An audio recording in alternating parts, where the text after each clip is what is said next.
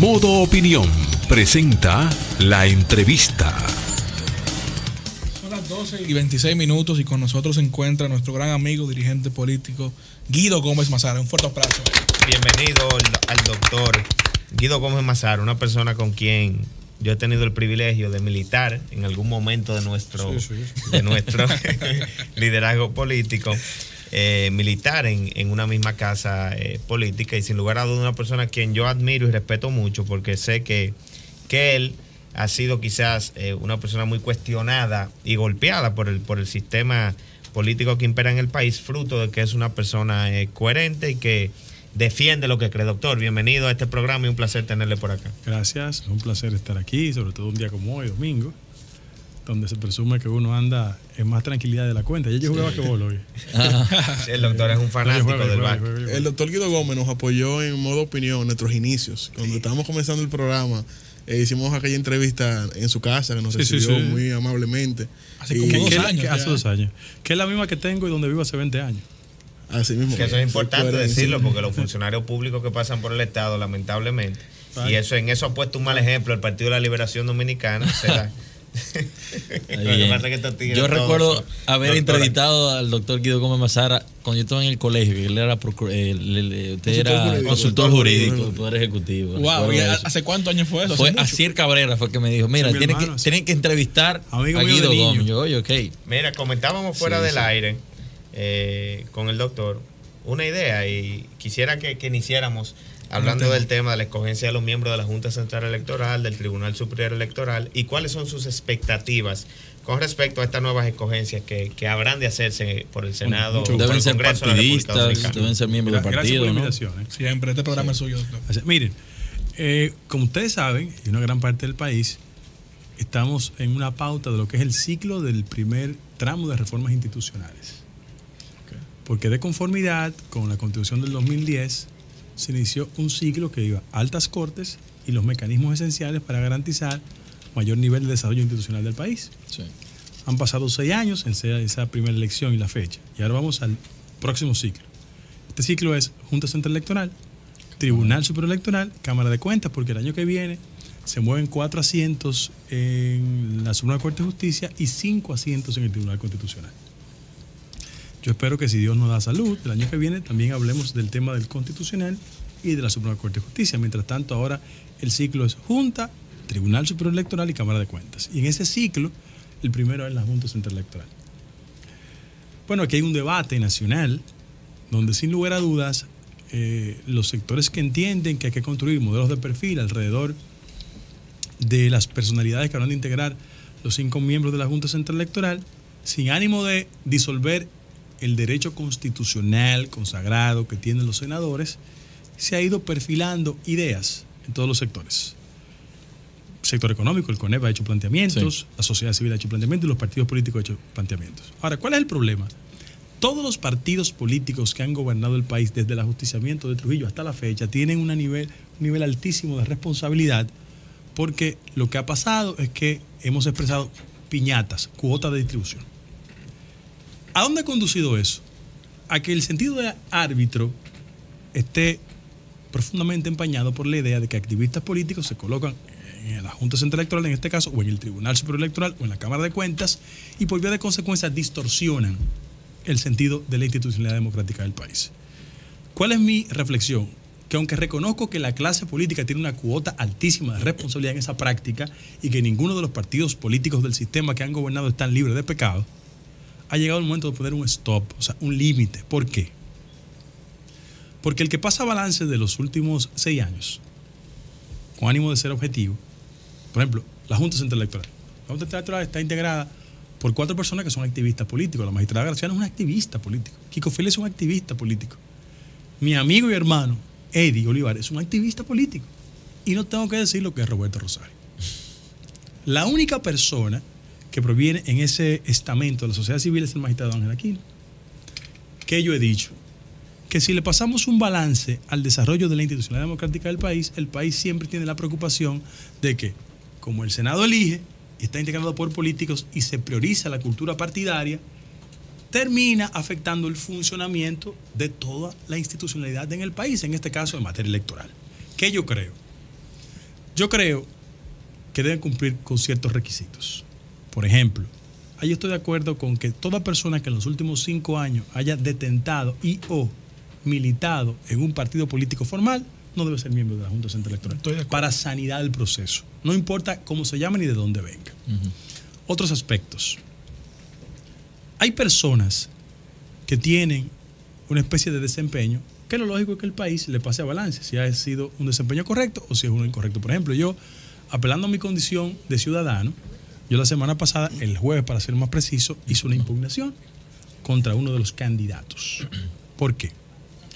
Porque ese candidato tiene, lo primero que tiene 10 años en el sistema electoral dominicano. Estuvo en el Tribunal Contencioso Administrativo por 4 años y tiene 6 años en la Junta Central Electoral. ¿De quién se trata? John Guiliani de Venezuela. Yo lo voy a explicar por qué. Por ejemplo, él fue la persona que firmó aquella famosa sentencia de la senaduría de Pedernales en el año 2010, cuando todo el mundo sabe lo que pasó. Sí. Pero miren lo irónico que es la vida. Yo soy un poquito mayor que ustedes y también siempre es importante hacer este recordatorio. Sí. Porque aquí nosotros tenemos una velocidad en el pensamiento que olvidamos las cosas muy rápido. Lamentablemente, como sociedad, no estoy hablando de la clase política. Entonces, aquí hubo un desempeño muy cerrado en unas elecciones en el año 2010, donde se dejaron de contar unas cuantas mesas. 14 votos, yo creo que fue esa provincia. Sí, ¿no? pero se dejaron contar 11 mesas que hacían 200 y pico de votos. Es decir, las mesas que no se contaron podían cambiar el rumbo del proceso. Miren qué irónica es la vida. ¿Usted sabe quién fue la persona que firmó esa sentencia? John Guiliani Valenzuela, porque estaba en el Tribunal Contencioso. ¿Usted sabe quién benefició esa sentencia? A Dionis Sánchez. ¿Sabe quién es Dionis Sánchez hoy? El que está presidiendo el actual senador, el que recibe las solicitudes de todas las personas que aspiran. Entre ellas, la misma persona que le dio la sentencia a él favorable. Ojo, en cualquier país del mundo, de que eso pase, o se inhibe o no somete. En cualquier país, menos este. Pero bien, primer lugar. Segundo lugar.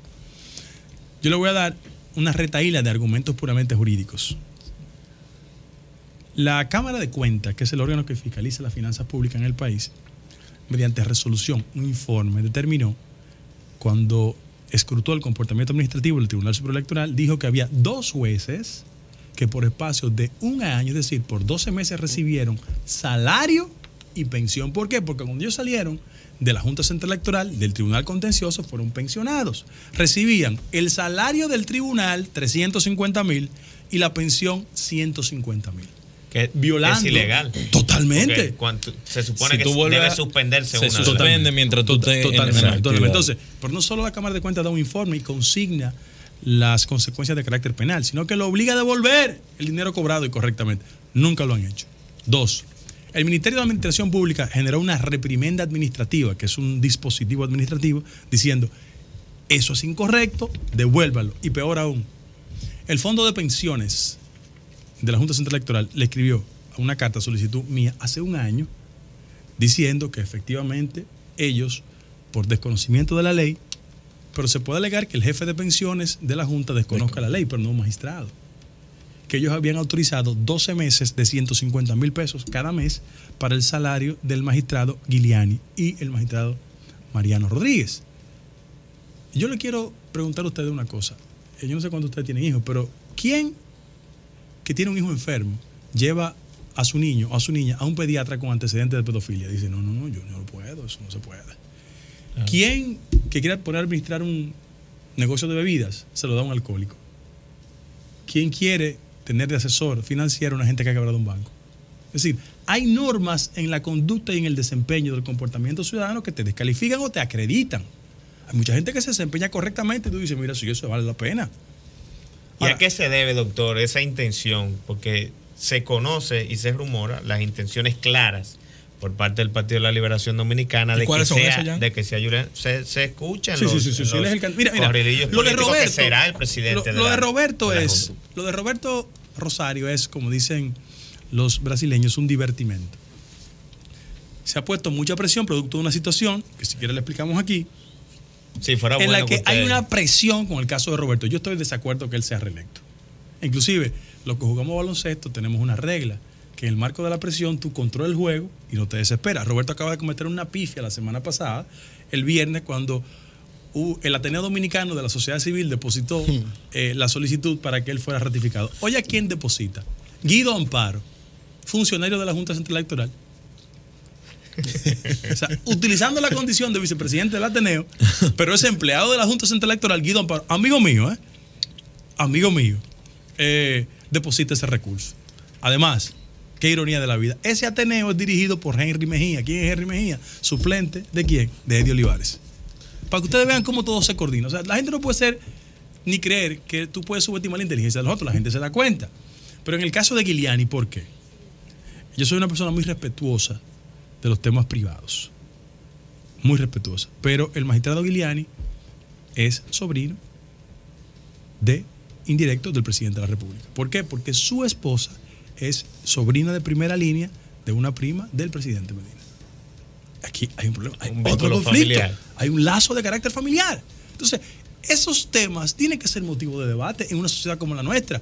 Hace solo un mes y medio aquí se estaba discutiendo institucionalmente, digo dentro del marco del mayor respeto posible, si la presidenta de la Cámara de Diputados tenía las credenciales del lugar para desempeñar el puesto. Ella es una activista política. Ahora, en cada discusión institucional los componentes de la familia no pueden seguir existiendo, porque esto no es una dinastía. Esto es una sociedad democrática, abierta, plural. Y por vía de consecuencia, yo le quiero decir a ustedes que hasta ahora yo me voy a mantener en el argumento que he depositado.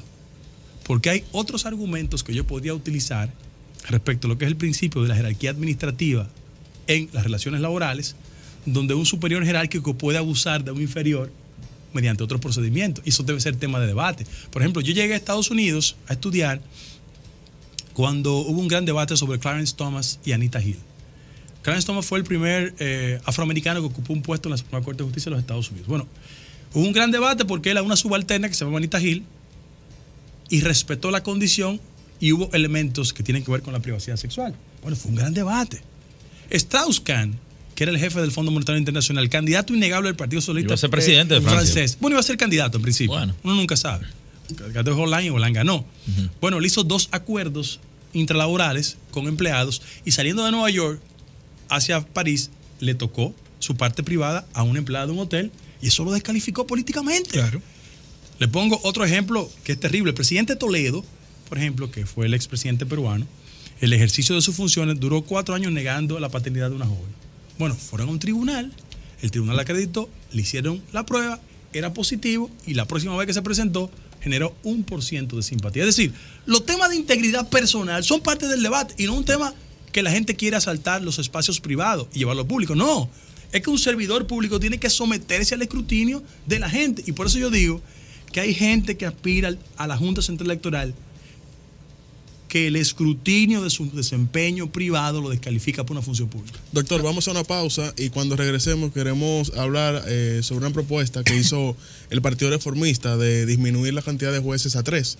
Y el empresario Pepín Corripio también en otro sentido argumentó que en el país no hay 5 personas que no estén ligadas a la política que para la composición de la nueva Junta Central Electoral y sobre el futuro del PRD. Así que vamos a la pausa y regresamos en breve.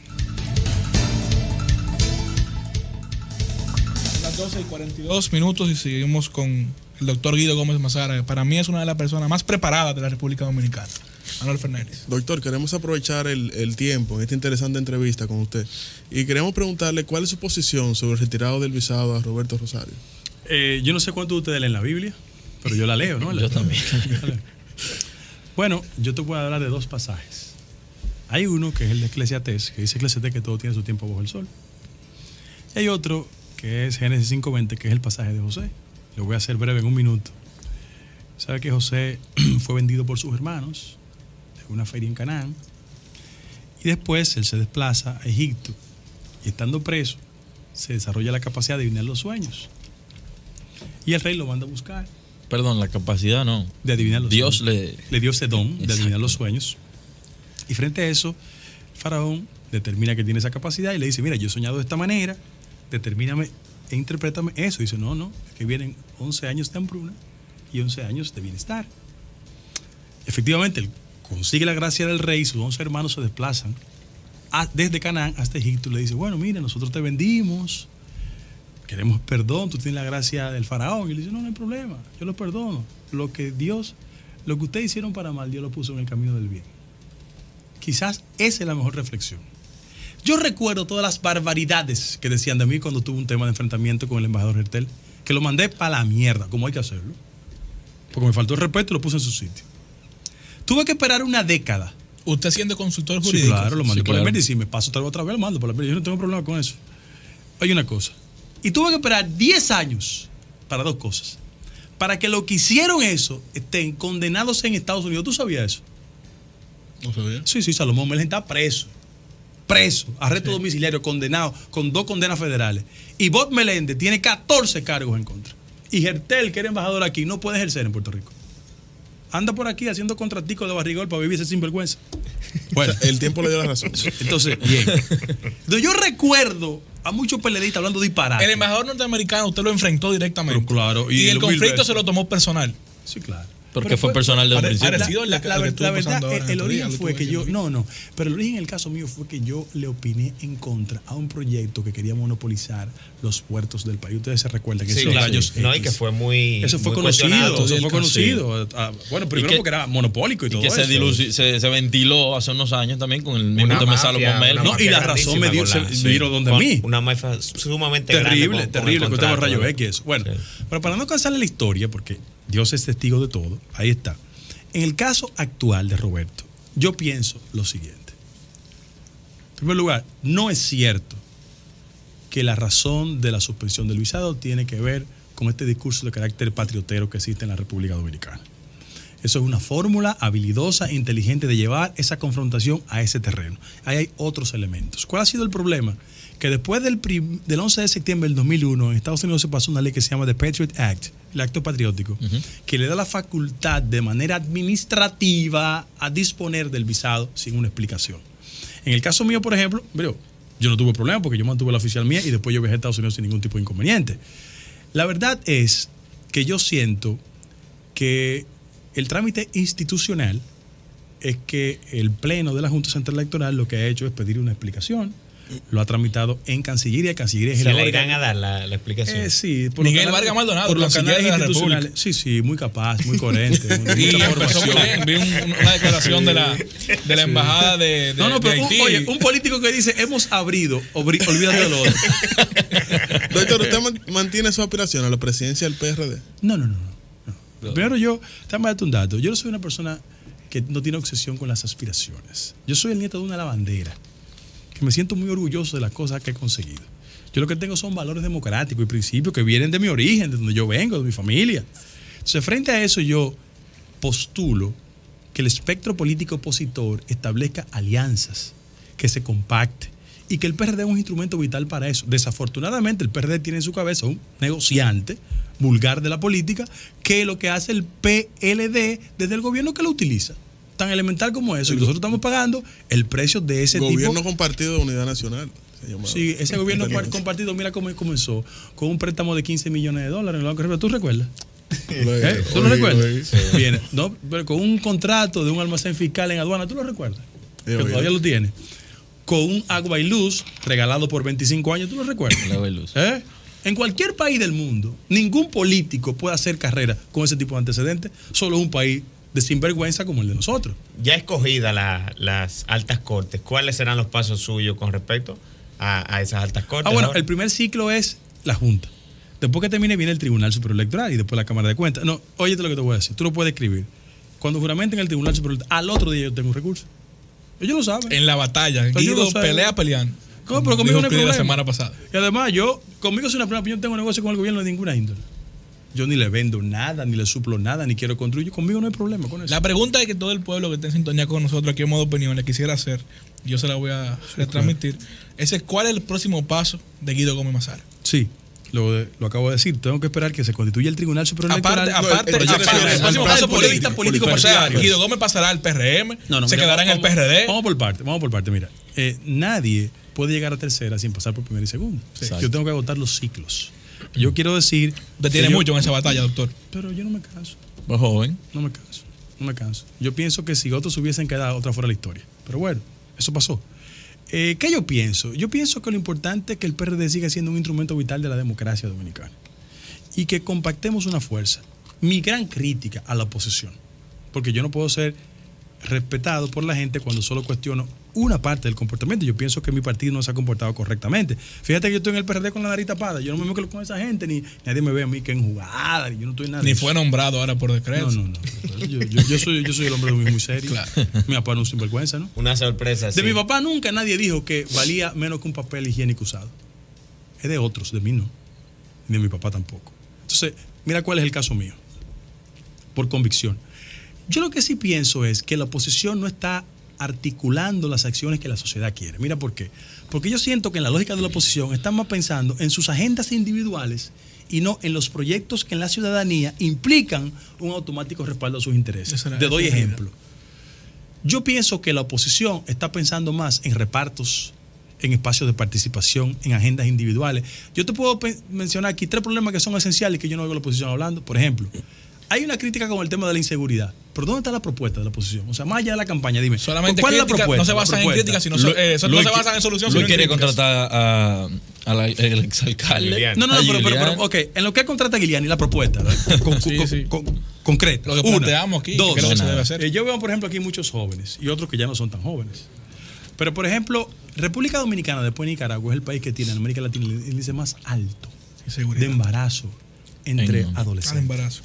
En el sur del país, 29 de cada 100 jóvenes que no llegan a 19 años o han tenido relación sexual antes de 15 años o un embarazo. ¿Dónde está la propuesta de la oposición de eso? ¿Dónde están pensando en eso? Eso no le genera nada a ellos. Y te doy otro ejemplo que para mí es terrible. ¿Qué hace falta a usted, doctor? 76%, te voy a explicar por qué yo no. 76% del empleo que se ha generado en la sociedad dominicana en la última década es informal. Sí. Es un empleo de bajo salario y de baja calidad. ¿Dónde está la propuesta de la oposición diciendo, mira, nosotros cuestionamos esto, pero la solución es esta? Oye, en el PRM me quieren en la dirección media y en la base, pero los de arriba me temen. Sí. Porque yo le digo lo que ellos saben. Además, a mí nadie ahí me controla. Yo tengo gratitud y la ejerzo de pie, pero no me pueden controlar. Pues yo no soy un muchacho mandado de nadie. Usted ha demostrado su coherencia política. Oye, yo le agradezco a Hipólito, pero yo no soy un muchacho mandado de Hipólito, ¿no? Yo le agradezco de pie. Tengo buenas relaciones con Luis, pero Luis me puede gobernar a mí. Entonces, la dirección de los partidos políticos, lo que les gusta son mensajeros de oficio. Sí. Que ellos lo pueden mandar. Óyete, ¿tú crees que ellos no saben quiénes son los que tienen las competencias y las condiciones? Tú pones a Reinaldo Paredes y a mí, y tú sabes que el partido que yo esté va a estar bien defendido. Yo pongo las CC donde van, yo no digo abrido, como dice Miguel Vargas. ¿Entiendes? Entonces, ellos lo saben, pero en definitiva, ¿qué es lo que quieren? Ellos quisieran verme a mí solo en la confrontación, pero a la hora de aspirar, ay no, aquí tú no lo controla nadie. Espérate, porque esa es la realidad de los partidos políticos en la República Dominicana. Y no son jefes políticos, es amos. Lo que quieren son súcubos, que tú no eres bueno cuando tú le rindes un servicio y después tú vas a aspirar. Tú eres muy joven. Sí. Espérate. Muchas gracias al doctor Guido Gómez Mazara por estar aquí con nosotros en Modo Opinión. Tremenda entrevista. Es bueno que el pueblo sepa y copie la coherencia del doctor Guido Gómez Mazara. Muchas gracias, doctor, por estar aquí con nosotros. Vamos a una pausa. Juancho.